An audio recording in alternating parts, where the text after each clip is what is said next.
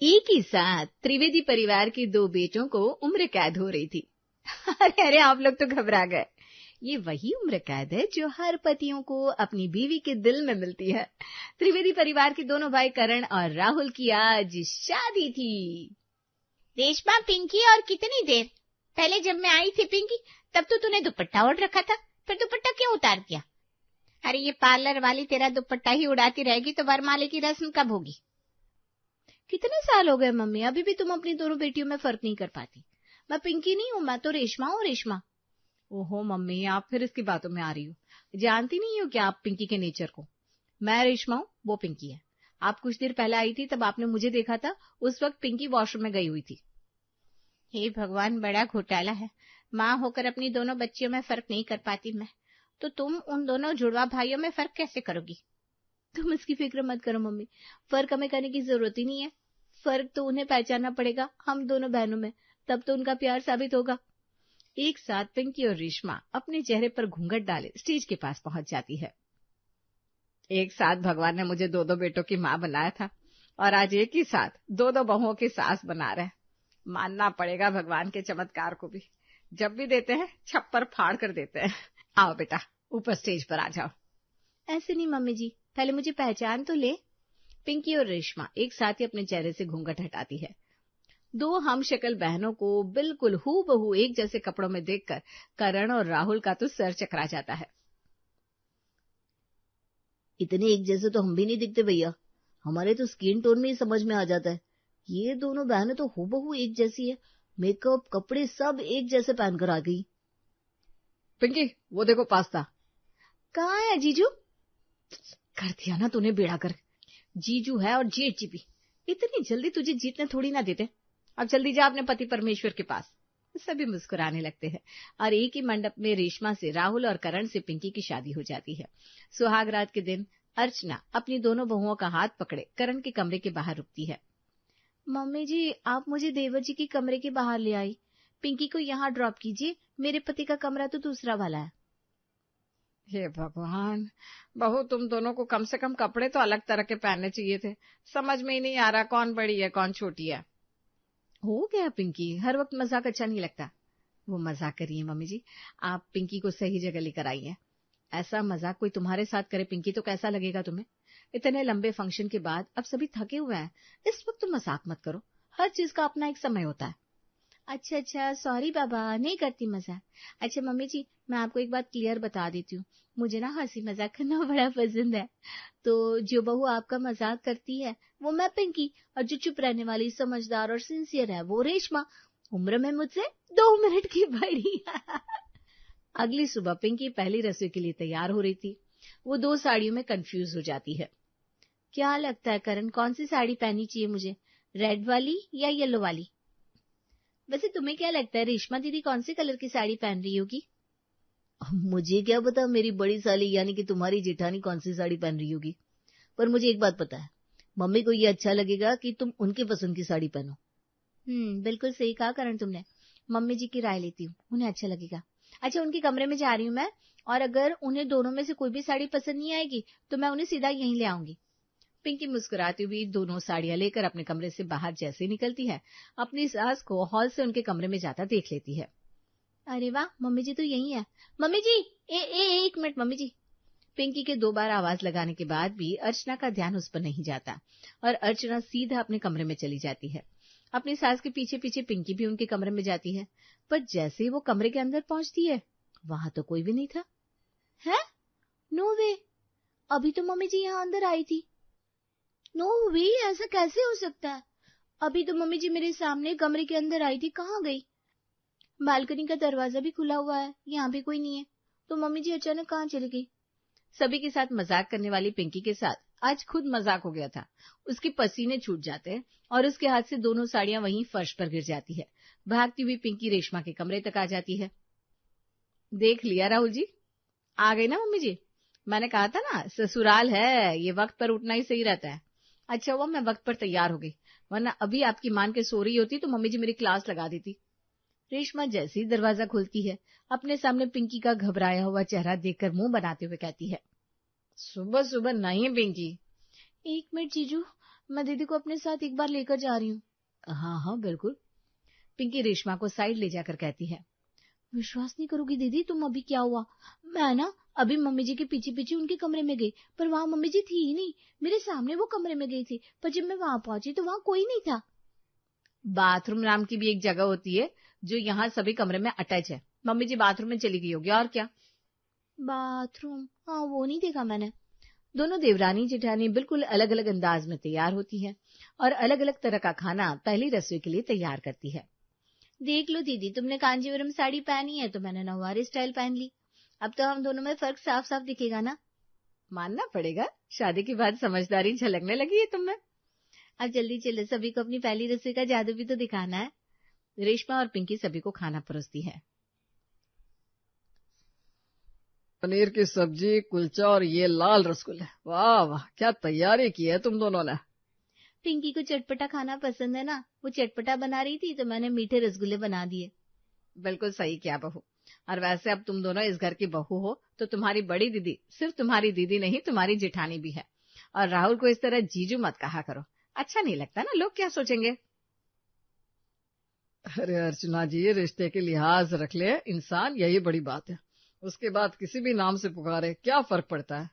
रात को सारा काम सलटाने के बाद पिंकी अपने कमरे में आती है। ये खिड़की क्यों खोल देते हो तुम करण, कितनी सर्दी हो रही है, बाप रे मेरी तबीयत बिगड़ जाएगी। है तुम्हें सर्दी लग रही है? अरे भाई मुझे तो इतनी गर्मी लग रही है कि मैं एसी चालू कर लूं। फैन भी चालू नहीं करने दूंगी मैं। एक तो पतली सी चादर देकर बिठा दिया है, मेरी तबीयत खराब करवा कर मानोगे क्या? रजाइयां निकलवा लो, मुझे 2 रजाई दे दो, उसके बाद तुम गंजी में भी एसी चलाकर सोगे ना, मैं कुछ नहीं बोलने आऊंगी। ये कहकर पिंकी कपबोर्ड खोलकर ब्लैंकेट ढूंढने लगती है। कपबोर्ड में एक पतली सी ब्लैंकेट भी नहीं रखी तुमने, बताओ क्या ओढ़ू मैं? ये कहकर पिंकी जैसे ही पीछे मुड़ती है कि अभी 1 मिनट पहले बिस्तर पर बैठा उसका पति वहां है ही नहीं। करण कहाँ चला गया? अभी तो मुझसे बातें कर रहा था। ओहो कितनी ठंड हो रही है, पहले खिड़की बंद कर लेती हूँ। बस पिंकी आगे बढ़कर जैसे ही खिड़की बंद करके पीछे घूमती है, करण को 2 ब्लैंकेट के साथ बिस्तर पर उसी जगह पर बैठा हुआ देखकर घबरा जाती है। ये क्या मजाक कर रहे हो तुम मेरे साथ? एसी चालू होगा, ये रहे तुम्हारे 2 ब्लैंकेट, आराम से ओढ़कर सो जाओ। वॉशरूम का तो दरवाजा खुला था, यानी कि करण वॉशरूम नहीं गया था। ये सब इस घर में क्या हो रहा है? सुबह अचानक मम्मी गायब हो गई और भी करण। अगली सुबह नाश्ते के बाद दोनों भाई अपने पापा के साथ दुकान निकल जाते हैं और घर में रह जाती हैं दोनों बहनें और उनकी सास। मम्मी जी तो अपने कमरे में आराम से सो रही है, यही वक्त है दीदी से बात करने का।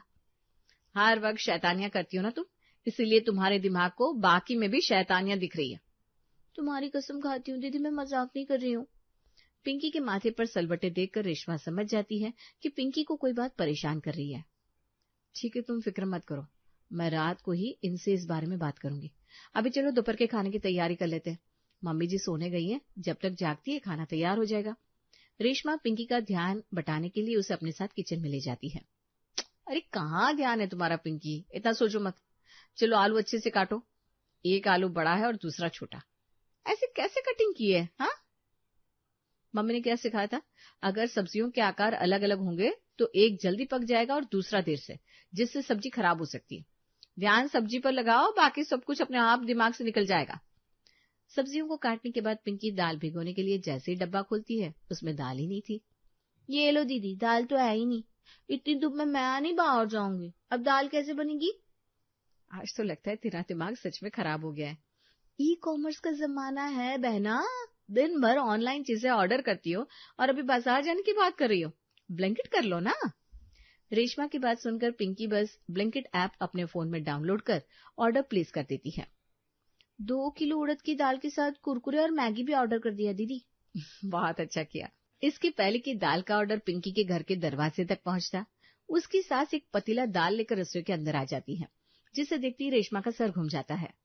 बेकार में कुरकुरे मैगी ऑर्डर करने की क्या जरूरत थी? हाँ ये पकड़ दाल।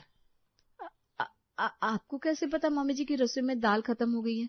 आप तो रूम में सो रही थी ना, और इतनी जल्दी आप दाल लेकर कहाँ से आई? मैं तो पहले ही की थी दीदी, पर तुम समझने का नाम ही नहीं ले रही थी। मम्मी जी आप कमरे में जाकर आराम कीजिए, हम लोग खाना बनाकर बस आते हैं। अरे कितना सुलाओगी मुझे? और ये क्या हो गया तुम दोनों को, ऐसे हकला क्यों रही हो? कोई भूत देख लिया है क्या? पिंकी और रेशमा अपनी सासू के बाजू से रसोई से बाहर निकल आती है। मतलब कि मम्मी जी का उस दिन गायब होना वो भी सच था। मम्मी जी तो सो रही थी, तो ऑर्डर आने के पहले मम्मी जी दाल लेकर कैसे आ गई? उन्हें कैसे पता चल गया कि हमें क्या चाहिए? ये सब क्या हो रहा है पिंकी? कहीं हम दोनों के साथ कोई धोखा तो नहीं हुआ? कहीं ये लोग काला पीला जादू तो नहीं करते ना? इस बारे में पिछली रात अध्ययन किया था मैंने। आज रात को मम्मी जी के पैर देखने होंगे। अगर वो उल्टी हुए तो अगली सुबह हम दोनों का इस घर से भागना ही ठीक रहेगा। अरे राम, ये तुम क्या बोल रही हो? कुछ ज्यादा ही बुरा नहीं सोच रही हो तुम? तुम्हारे कहने का मतलब है कि मम्मी जी वो है? हाँ, मम्मी जी वो हो सकती है। तभी कमरे के दरवाजे पर आकर अर्चना कहती है, खाना कब बनाओगी तुम दोनों? ये कमरे में क्या गुटरगू कर रही हो? रात के 3 बजे अर्चना आराम से अपने कमरे में सो रही थी कि कोई उसके पैरों को छूने की कोशिश करता है। कौन है? कौन है राजी? कमरे में कोई है? किसी ने मेरे पैरों को छुआ भी। आपके पैरों को छुआ? फिर जरूर कोई जानवर होगा। मैं लाइट ऑन करता हूँ। बिजली चालू होती है और अर्चना 4 पैरों पर पिंकी को देखती है। तो यहाँ इस तरह मेरे कमरे में क्या कर रही है बहू? वो भी रात के 3 बजे? हाँ, आपके पैर कहाँ छुए थे मम्मी जी मैंने? आज शनिवार है ना, शनिवार को सास के पैरों को छूने से ग्रह दशा अच्छी रहती है। मुझे नींद नहीं आ रही थी तो आपके पैर छूने आ गई। छू लो क्या मम्मी जी? पिंकी चादर हटाकर अपनी सास के पैर देखती है जो कि सीधे थे। बात तो कुछ और ही है। अगली सुबह रेशमा सभी के लिए चाय बनाने के बाद नहाने के लिए चली जाती है। गीले बालों में तौलिया बांधे जैसी रसोई में आती है, देखती है उसकी रसोई राशन से भरी हुई है। सुबह के 6 बजे कौन सी दुकान खुल गई? दाल चावल चीनी, इतना सब कुछ इस क्वांटिटी में रसोई में लेकर कौन आया? वो भी इतनी जल्दी? रेशमा के होंठ सूखने लगते हैं। सूखी लार निगलती हुई वो जैसे ही रसोई से बाहर कदम रखती है, अपने पति को अपनी सास के कमरे में जाता देख लेती है। इनका पीछा करती हूँ, दूध का दूध और पानी का पानी हो जाएगा। रेशमा अपने पति के पीछे पीछे अपनी सास के कमरे में जैसे ही जाती है, देखती है कि बालकनी में जाने के बाद राहुल कहीं गायब हो गया। ये कहाँ चले गए? बालकनी से नीचे उतर गए क्या? अभी तो यही थे। ऐसा नहीं हो सकता। ये क्या हो रहा है इस घर में? अचानक ही रसोई में राशन आ जा रहा है, अचानक ही लोग गायब हो रहे हैं। मम्मी जी का कभी भी कहीं भी पहुंच जाना, उनके बेटों का अचानक ही गायब हो जाना। नहीं, अब मैं इस घर में नहीं रह सकती। रेशमा सीधा अपने कमरे में भागती है और अपना सामान बांधना शुरू कर देती है। उधर पिंकी भी अपना सामान पैक करके तैयार थी और इससे पहले कि पूरा घर नाश्ते के टेबल पर आता, पूनम की दोनों बेटियां मायके लौट आती है। क्या सुन रहे हैं आप? कहाँ ब्याह दिया आपने मेरी बच्चियों को? हे भगवान, सही से पता भी नहीं लगवाया था क्या? अब किसी घर के कमरे में ही राज छुपे हो तो उसमें मैं क्या कर सकता था? मैंने जाकर देखा था, घर बड़ा था, काम भी अच्छा था। अब यहाँ लोग कमरे के अंदर से गायब हो जाते हैं। इसकी जानकारी मुझे होती तो मैं कभी अपनी बेटियों की शादी वहां नहीं करता। तुम दोनों को नुकसान तो नहीं पहुंचाया ना वहाँ? नहीं पापा, नुकसान तो नहीं पहुंचाया किसी ने। वैसे देखा जाए तो जब भी कोई गायब होता था कुछ न कुछ लेकर ही आता था। सोना चांदी थी? इस बारे में मुझे नहीं पता मम्मी, क्योंकि मेरे सामने सोना चांदी नहीं आया। मुझे कंबल की जरूरत थी तो आ गया, दाल चावल और बाकी राशन की जरूरत थी तो वो भी आ गया। अब समझ रही पूनम जी, ये सब क्या है? उनका इतना बड़ा बिजनेस कैसे हुआ है? यही जादू टोने की बात है। हमारे समझी समझन अगर जादू से कुछ भी ला सकते हैं तो थोड़ी बहुत मदद हमारी भी उन्हें कर देनी चाहिए, वरना मैं तो कह दूंगा वीडियो बनाकर आपकी जादुई राज इंटरनेट पर डाल दूंगा मैं। और दोनों जुड़वा बहनें अपने पूरे परिवार के साथ पहुंचती है त्रिवेदियों के घर। अरे तुम दोनों अचानक कहाँ चली गई थी? तुम्हें पता है हम कितने परेशान हो गए थे। कहाँ फोन नहीं मिला हमने।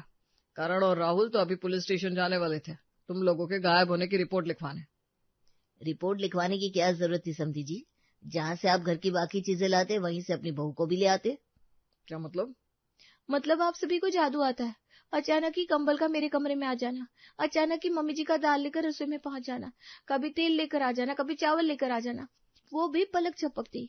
ये सिर्फ मैंने नहीं, दीदी ने भी महसूस किया। बताओ ना दीदी, आपने कैसे जीजू को देखा था? पिंकी सही कह रही है, और प्लीज आप लोग हम दोनों बहनों को गायब मत कर दीजिएगा। हम बस बात सॉर्ट आउट करने आए हैं। रेशमा जैसे ही ये कहती है, पूरा त्रिवेदी परिवार सर पीट लेता है। पिंकी से तो मुझे यही उम्मीद थी रेशमा, पर मुझे लगा कि तू समझदार है, पर यहाँ तो तू ही इसकी बातों में आ गई। हम लोग कहीं गायब नहीं हो रहे थे और वो चीजें जादू से नहीं आ रही थी, घर के नीचे के तहखाने से आ रही थी। इस घर के नीचे तहखाना भी है रेशमा के पापा? यही पता करके आए थे आप? अब मुझे क्या पता पूनम जी की इनके घर में नीचे तहखाना है। इतना भी घर नहीं देख लिया था मैंने। और ये तहखाना कहीं सामने से रास्ता तो दिखता नहीं है। क्योंकि तहखाना का रास्ता मम्मी के कमरे के बालकनी से जाता है। पुराने जमाने का स्ट्रक्चर है ना घर का पापा जी। अब नीचे तहखाना है तो गांव से आया हुआ सामान मम्मी अक्सर नीचे ही मंगवा कर रख लेती है। फिर जब भी जरूरत होती है हम नीचे से निकाल कर ले आते हैं। इसके अलावा ठंड के कपड़े या पुरानी चीजें सब तहखाने में ही रहती है। तो उस दिन तुम्हें जब ठंड लग रही थी पिंकी, तो तुम्हारे लिए ब्लैंकेट में तहखाने से लेकर आया था। इस घर में तहखाना है और आपने मुझे बताया भी नहीं मम्मी जी। अरे तुझे नहीं पता है कि घर में तहखाना है, वो मुझे क्या पता कि तुझे नहीं पता है इस घर में तहखाना है। मुझे लगा तुझे पता है। हमें कैसे पता होगा मम्मी जी, आप भी ना हद करती है। पसीने छूट गए थे, क्या क्या सोच लिया था मैंने। हे भगवान, कितने सालों से घर के नीचे तहखाना है। इनके पापा को कितनी बार बोला मैंने कि नीचे कंस्ट्रक्शन करवा के फ्लैट ही बनवा लीजिए, पर इन्होंने कभी ध्यान ही नहीं दिया। मुझे लगा तुम दोनों भी अपने ससुर जी जैसी ही सोच रखती हो। रेशमा और पिंकी के पापा समझ जाते हैं कि प्रॉब्लम तो कुछ थी ही नहीं। वो खुशी खुशी अपनी बेटियों को उनके ससुराल में छोड़कर वापस लौट आते हैं और गुफा के ऊपर की ससुराल का मजाक दोनों जुड़वा बहनें मजे से लेने लगती हैं।